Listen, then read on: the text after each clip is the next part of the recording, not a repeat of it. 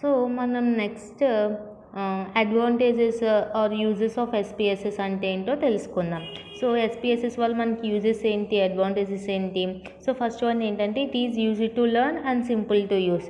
So మనం అర్థం చేసుకోవడానికి చాలా ఈజీగా ఉంటుంది అండ్ యూస్ చేయడానికి చాలా సింపుల్గా ఉంటుంది. Okay, next it provides in depth statistical analysis. So ఇది ఇన్డెప్త్ స్టాటిస్టికల్ అనాలిసిస్ అనేది ప్రొవైడ్ చేస్తూ ఉంటుంది. Next it provides wider variety of graphs, trends and charts. So and wider variety of గ్రాఫ్స్ని, ట్రెండ్స్ని, చార్ట్స్ని, టేబుల్స్ని అన్నిటిని కూడా ఇది ప్రొవైడ్ చేస్తూ ఉంటుంది. అంటే మనకి ఈజీగా కాన్సెప్ట్ అనేది, డేటా అనేది అర్థం అవ్వడం కోసం ఇది అలాంటి టేబుల్స్ని వాటిని కూడా సపోర్ట్ చేస్తూ ఉంటుంది అనమాట. So it saves time and cost and get better results. So దీనివల్ల ఎస్పీఎస్ఎస్ వల్ల మనకి మనీ సేవ్ అవుతుంది, టైం సేవ్ అవుతుంది అండ్ బెటర్ రిజల్ట్స్ కూడా వస్తాయి అన్నమాట. It is user friendly package. So ఇది యూజర్ ఫ్రెండ్లీ ప్యాకేజ్ కింద కూడా మనం చెప్పుకోవచ్చు. Next SPSS can work with many formats including Excel tables, text files and relational databases such as SQL. So SPSS అనేది మనం ఎక్సెల్ టేబుల్స్లోని, టెక్స్ట్ ఫైల్స్లోని, రిలేటెడ్ డేటాబేసెస్లో కూడా మనం use చేసుకోవచ్చు. అలాంటి ఫార్మాట్స్ కూడా మనకి అవైలబుల్ ఉంటాయి ఎస్పీఎస్ఎస్లో. Okay, we can open any file and use SPSS for editing and working with data. So మనం ఈ ఎస్పీఎస్ఎస్లో మనం ఎలాంటి ఫైల్ అయినా, ఏ టైప్ ఆఫ్ ఫైల్ అయినా మనం ఎడిట్ చేయొచ్చు, దాని మీద వర్కౌట్ చేయొచ్చు. Okay, next no technical coding or deep understanding is required. So ఇందులో ఎలాంటి టెక్నికల్ కోడింగ్ అవసరం లేదు, అంత డీప్గా అర్థం చేసుకోవాల్సిన అవసరం అంతకన్నా లేదు. అంత ఈజీగా సింపుల్ వే ఆఫ్ రీడింగ్ని మనకి అది ప్రొవైడ్ చేస్తూ ఉంటుంది అనమాట. Okay, next persons from non statistical background can use it with is. So మనం అంటే ఇప్పుడు స్టాటిస్టికల్ బ్యాక్గ్రౌండ్ లేకపోయినా సరే తనకి కూడా ఈజీగా యూజ్ చేసుకునేటట్టు, ఈజీగా అర్థమయ్యేటట్టు ఉంటుంది అనమాట. Okay, next it helps to create reports of questionnaire data in the form of graphical representations. So ఇది ఇంకా మనం రిపోర్ట్స్ని క్రియేట్ చేయడానికి, అంటే క్వశ్చనైర్ డేటాని గ్రాఫికల్ ప్రజెంటేషన్స్లో మనం క్రియేట్ చేయడానికి ఇది హెల్ప్ అవుతూ ఉంటుంది. ఓకే, అంటే ఏదన్నా క్వశ్చనైర్ డేటా ఉందో ఆ డేటాని మనం గ్రాఫికల్ ప్రజెంటేషన్లో చేయడానికి కూడా ఇది హెల్ప్ చేస్తూ ఉంటుంది అనమాట. It is used in many fields including business, education, medicine and other areas. So ఇది చాలా ఎస్పీఎస్ఎస్ అనేది చాలా ఫీల్డ్స్లో యూజ్ అవుతూ ఉందన్నమాట. బిజినెస్లో కానీ, ఎడ్యుకేషన్లో కానీ, మెడిసిన్లో కానీ, ఇంకా డిఫరెంట్ ఫీల్డ్స్లో. Okay, next it is also used by market researchers, health researchers, survey companies, government, education researchers, marketing organisations, data miners and others. So ఇది ఇంకా మనకి చాలామంది యూజ్ చేస్తూ ఉన్నారనమాట. మార్కెట్ రీసెర్చర్స్ కానీ, హెల్త్ రీసెర్చర్స్ కానీ, సర్వే కంపెనీస్ కానీ, ఎడ్యుకేషనల్ రీసెర్చర్స్ కానీ, ఇలాగా చాలామంది యూజ్ చేస్తూ ఉంటున్నారనమాట ఈ ఎస్పీఎస్ఎస్ ప్యాకేజెస్ని. Okay, so these are uses are advantages of SPSS. Okay, so next basic steps of SPSS గురించి మనం తెలుసుకుందాం. What are the inputs of SPSS అంటే ఏంటో మనం తెలుసుకుందాం. ఓకే, సో మామూలుగా బేసిక్ స్టెప్స్ అంటే మనం మెయిన్ 3 బేసిక్ స్టెప్స్ గురించి చెప్పుకోవచ్చు ఎస్పీఎస్ఎస్లో. అదేంటంటే first one identifying data, second one selecting and analysis and third one presenting the results అనమాట. సో క్లియర్గా చెప్పుకోవాలంటే first identifying the data. So మనం డేటాని ఫస్ట్ కలెక్ట్ చేసుకునేటప్పుడు ఆ డేటాని ఐడెంటిఫై చేసుకోవాలి. అంటే ఇప్పుడు మన కంపెనీకి సంబంధించిందా కాదా, మన కంపెనీకి యూజ్ అవుతుందా అవ్వదా అని ఐడెంటిఫై చేసుకోవాలి. ఎక్కడెక్కడి నుంచి మనం తెచ్చుకోవాలి డేటాని అని చెప్పి ఇది ఫస్ట్ స్టెప్. సెకండ్ స్టెప్ ఏంటి, సెలెక్టింగ్ అండ్ అనాలిసిస్. సో డేటాని అనాలిసిస్ చేయడానికి ఏ ప్రాసెస్ యూజ్ చేసుకోవాలో మనం చూసుకోవాలి. థర్డ్ది ప్రజెంటింగ్ ద రిజల్ట్స్. ఫస్ట్ డేటాను కలెక్ట్ చేసుకోవాలి, దాని మీద అనలైజ్ చేయాలి, తర్వాత రిపోర్ట్స్ని ప్రజెంట్ చేయాలి. ఓకే, సో ఈ 3 స్టెప్స్ అనమాట.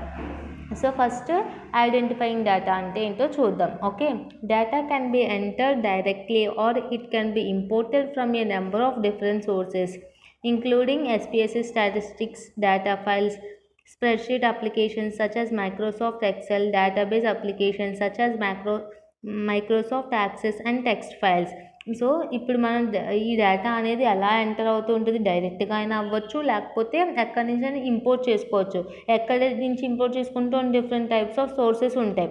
అవి ఏంటి, స్టాటిస్టిక్స్ డేటా ఫైల్స్ అవ్వచ్చు, స్ప్రెడ్షీట్ అప్లికేషన్స్ అవ్వచ్చు, మైక్రోసాఫ్ట్ ఎక్సెల్ అవ్వచ్చు, ఏవైనా డేటాబేస్ అప్లికేషన్స్ కానీ, ఇలా డిఫరెంట్ ఫీల్డ్స్ నుంచి డిఫరెంట్ సోర్సెస్ నుంచి మనం డేటా అనేది కలెక్ట్ చేసుకుంటూ ఉంటాం అన్నమాట. Okay, next the data editor displays the contents of the active data file. The information in the data editor consists of variables and cases. మనకి ఏదైతే ఇన్ఫర్మేషన్ ఉందో అది డేటా ఎడిటర్లో వేరియబుల్స్ కేసెస్ కింద కట్ట ఉంటుంది అనమాట. ఆ టైప్ ఆఫ్లో ఉంటుంది. Next in data view columns represent variables and rows represent cases. So ఇప్పుడు మనం డేటా వ్యూకి వచ్చేసరికి కాలమ్స్ అనేవి వేరియబుల్స్ని రిప్రజెంట్ చేస్తే, రోస్ అనేవి కేసెస్ని, దట్ మీన్స్ అబ్జర్వేషన్స్ని రిప్రజెంట్ చేస్తుంది.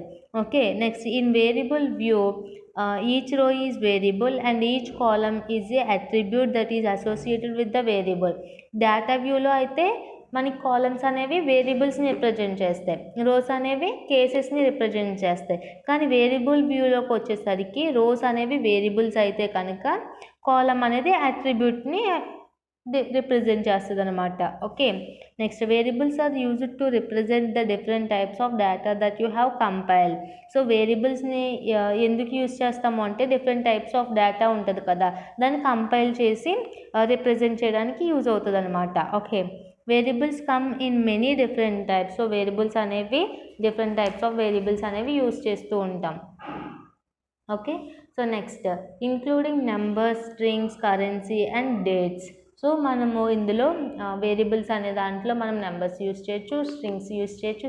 స్ట్రింగ్స్ అంటే ఏంటి, nothing but letters, A to Z letters. Okay, currency use చేయొచ్చు అండ్ డేట్స్ కూడా యూజ్ చేసుకోవచ్చు. Data can be entered in to the data editor which may be useful for small data files or for making minor edits to larger data files. So ఇందులో data editor అనేది మనకి ఏదైతే data ఉందో దాన్ని edit చేసుకోవడానికి use అవుతుంది. Edit చేయడం అంటే ఏంటి, స్మాల్ డేటా ఫైల్ని లార్జర్ డేటా ఫైల్స్ కింద చేసుకోవడం, అందులో ఏమైనా ఎర్రర్స్ ఉంటే రెక్టిఫై చేయడం, ఇవన్నీ అనమాట. ఫస్ట్ స్టెప్ వచ్చేసరికి click the variable view tab at the bottom of the data editor window. Define the variable that will be used. In this case only 3 variables are needed: age, marital status and income. So మనకి ఇక్కడ మనం ఒక display అనేది చూస్తున్నాం కదా, ఒక picture చూస్తున్నాం. First టేబుల్లో వచ్చేసరికి అందులో ఏముంది, వేరియబుల్ వ్యూస్ ఉన్నాయి. వేరియబుల్స్ వ్యూస్ అంటే ఏంటి, ఇక్కడ వేరియబుల్స్ ఏమేంటి, age, marital status and income. ఒక పర్సన్ యొక్క ఏజ్, మ్యారిటల్ స్టేటస్, ఇన్కమ్ అనమాట. ఓకే, సో దాని గురించి ఫస్ట్ టేబుల్ అనేది మనం ఇండికేట్ చేస్తున్నాం అనమాట. సో మనం ఫస్ట్ ఏం చేయాలి, డేటా ఎడిటర్ విండోలో ఫస్ట్ బాటంలో ఉంటుంది అనమాట వేరియబుల్ వ్యూ అనేది, దాన్ని క్లిక్ చేసుకొని ఇది ఓపెన్ చేసుకోవాలి విండో అనేది. అప్పుడు 3 వేరియబుల్స్ మనకి అవసరం అయితే ఆ 3 వేరియబుల్స్ని ఇండికేట్ చేసుకుంటూ ఉంటాం. ఓకేనా, variable view tab in the data editor define each one clearly about the variables. So variable view అనేది మనకి ఎందుకు యూజ్ అవుతుంది, ఇందులో ప్రతిదాన్ని క్లియర్గా అర్థం చేసుకోవడానికి, డిఫైన్ చేయడానికి మనకి ఈ వేరియబుల్స్ అనేవి యూజ్ అవుతూ ఉంటాయి అన్నమాట, వేరియబుల్ వ్యూ అనేది. Okay, name is the variables machine readable name.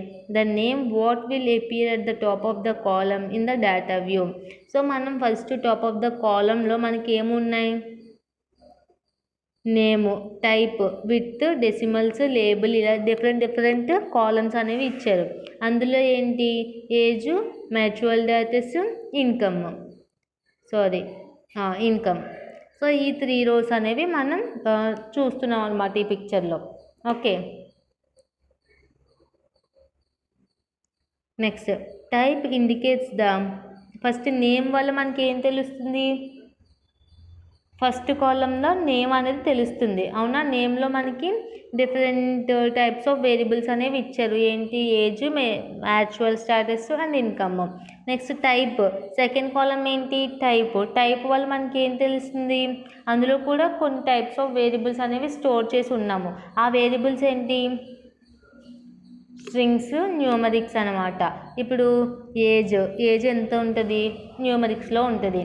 Mutual status yes or no, అవి ఎందులో ఉంటాయి, స్ట్రింగ్స్లో ఉంటాయి. ఇన్కమ్ అది కూడా మనకి నెంబర్స్లోనే ఉంటుంది, అవునా. సో ఇలాగ మనం టైప్లోకి వచ్చేసరికి ఓన్లీ స్ట్రింగ్స్ అండ్ న్యూమరిక్ మాత్రమే యూజ్ చేస్తాం, ఆ 2 వేరియబుల్సే యూజ్ చేస్తాం. నెక్స్ట్ థర్డ్ కాలం ఏంటి, విడ్త్లో మనం ఏం యూజ్ చేస్తున్నాము, column indicates number of characters available for the variable values. So ఇందులో ఎన్ని వేరియబుల్స్ పడతాయో, లేకపోతే ఎన్ని వేరియబుల్స్ మనం ఇన్సర్ట్ చేస్తామో, ఎన్ని క్యారెక్టర్స్ అవైలబుల్ ఉన్నాయో అనేది ఇందులో మనం ఇండికేట్ చేస్తాం అన్నమాట. ఓకే, నెక్స్ట్ విడ్త్ అయిపోయింది కదా. Next decimals. So decimal sets the number of decimal places allowed 1 variable instances. So decimals అనేవి ఎన్ని డెసిమల్ ప్లేసెస్ అనేవి మనకి ఇక్కడ అలౌడ్ ఉన్నాయో అని చెప్పి మనం ఇక్కడ ఇండికేట్ చేస్తాం అనమాట. నెక్స్ట్ వచ్చేసరికి లేబుల్.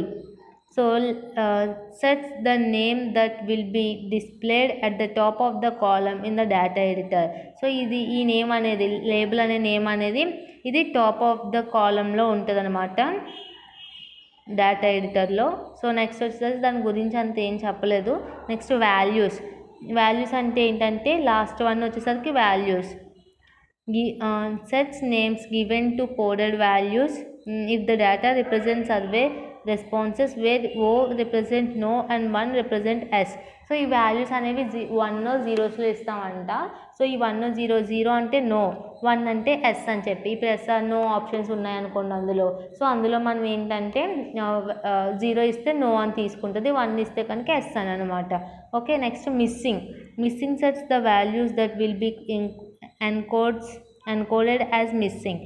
సో మిస్సింగ్ అనేది మనం మిస్సింగ్ కిందే ఎన్కోడ్ చేస్తూ ఉంటాం. కాలమ్స్ అనేవి sets the displayed column length. So మనం కాలమ్స్ అనేవి కాలమ్ లెంత్ని డిస్ప్లే చేస్తాము. నెక్స్ట్ అలైన్ తెలుసు కదా మీకు, అలైన్మెంట్స్ ఎంఎస్ ఎక్సెల్లో left alignment, right alignment, centre alignment. అంటే ఇప్పుడు మనం ఆ రోలో కానీ ఆ బాక్స్లో కానీ సర్టెన్ రోలో సర్టెన్ కాలంలో ఆ కంటెంట్ అనేది లెఫ్ట్లో రావాలా, రైట్లో రావాలా, మిడిల్లో రావాలా, సెంటర్లో రావాలా అని అలైన్మెంట్స్ అనేవి యూజ్ చేసుకుంటాం. తర్వాత మెజర్ అనేది ఏంటి, level of measurements of the variable, that is nominal, ordinal or scale, ఇలా మెజర్మెంట్స్ ఉంటాయి కదా. సో దానికోసం అనేది మెజర్ అనేది ఇండికేట్ చేస్తూ ఉంటుంది. Okay, clicking in the appropriate cell will open A dialogue box are drop down menu at allows the values to be need to change. So మనం appropriate సెల్లో కనుక మనం క్లిక్ చేసాం అనుకోండి, ఒక డైలాగ్ బాక్స్ అనేది ఓపెన్ అవుతుంది అనమాట, ఒక డ్రాప్ డౌన్ మెనూ అనేది.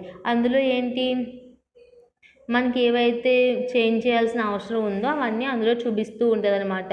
ఇప్పుడు మనం అదంతా అయిపోయింది, టేబుల్ అంతా టైప్ చేసేసాం, ఫస్ట్ టేబుల్ చూసాం కదా అదంతా టైప్ చేసేసాం, దాని తర్వాత ఓకే చేసేసాం, అంతా అయిపోయింది, కంప్లీట్ అయిపోయింది కంటెంట్ అన్నప్పుడు మనం ఏం చేస్తాము, ఓకే చేస్తాం.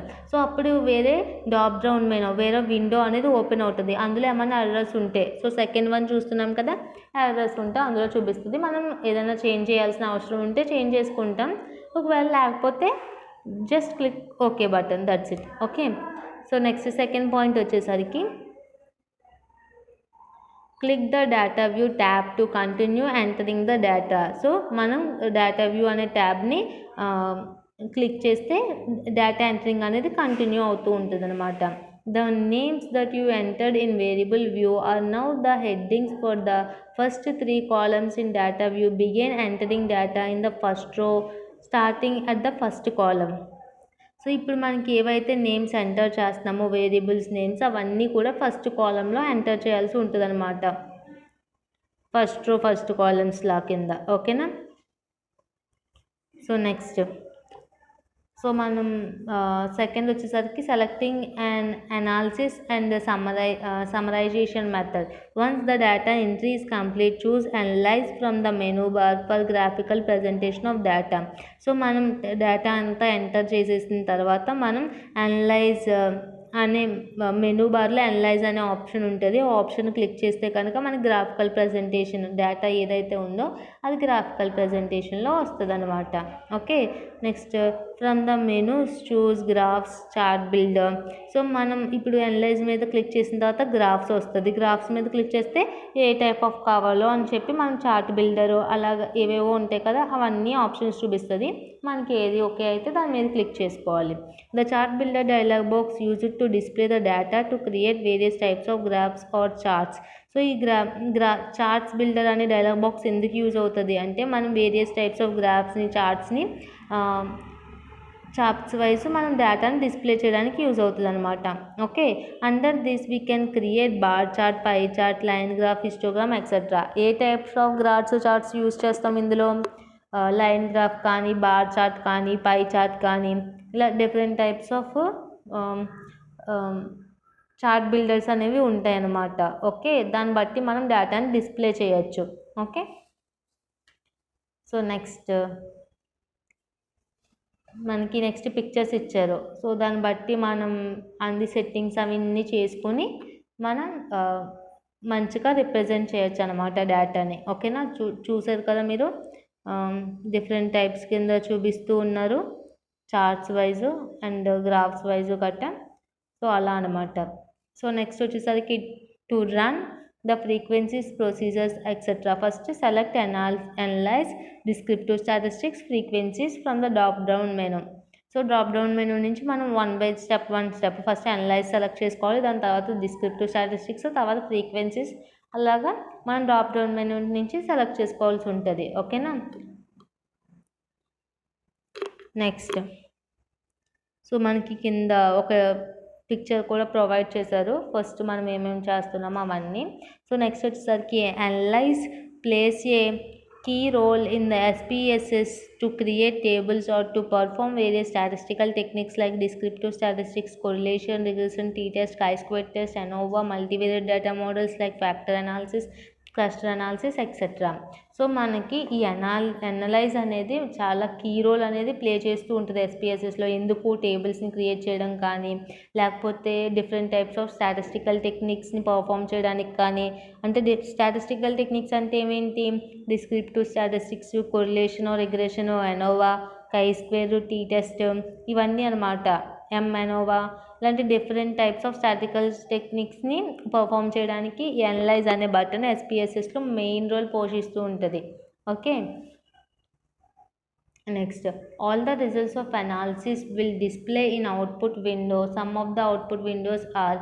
సో మనకి ఏదైతే మనం టాస్క్ చేసామో దానికి సంబంధించిన రిజల్ట్స్ అనేవి కూడా మనకి అవుట్పుట్ విండోలో డిస్ప్లే అవుతూ ఉంటాయి. సో మనం అయితే చూస్తున్నాం కదా, సో మనం ఎలా అయితే డిజైన్ చేసామో ఆ టాస్క్ని అలాగే మనకి రిజల్ట్ అనేది చూపిస్తూ ఉంటుంది. Okay, next presenting the results. After statistical analysis all the results will be expressed in the form of reports or graphs or tables. So మనం ఏదైతే టాస్క్ చేసామో అందులో మనం ఏవైతే స్టాటిస్టికల్ అనాలిసిస్ యూజ్ చేసేసామో దాని తర్వాత it's times to display the results అనమాట. So అప్పుడు మనకి ఎలా చూపిస్తుంది? గ్రాఫ్స్లో కానీ, టేబుల్స్లో కానీ, రిపోర్ట్ వైజ్ కానీ, యూజర్ ఏదైతే తను కావాలనుకున్నాడో ఆ మోడల్లో అనమాట. Okay, so we clearly specify as possible the relevant parts of the SPSS output in the form of the reports.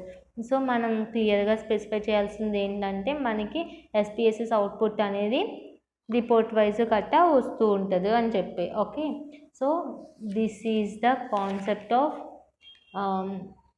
Basic steps working with SPSS అనమాట. అంటే ఇన్పుట్స్ ఆఫ్ SPSS ఏమేంటి అని చెప్పి మనం ఈ వీడియోలో తెలుసుకున్నాం. ఓకేనా, సో నెక్స్ట్ వీడియోలో లిమిటేషన్స్, దట్ మీన్ డిసడ్వాంటేజెస్, విండోస్లో SPSS ఎలా యూజ్ చేస్తాము, ఈ రిమైనింగ్ కాన్సెప్ట్స్ అన్ని నెక్స్ట్ వీడియోలో తెలుసుకుందాం.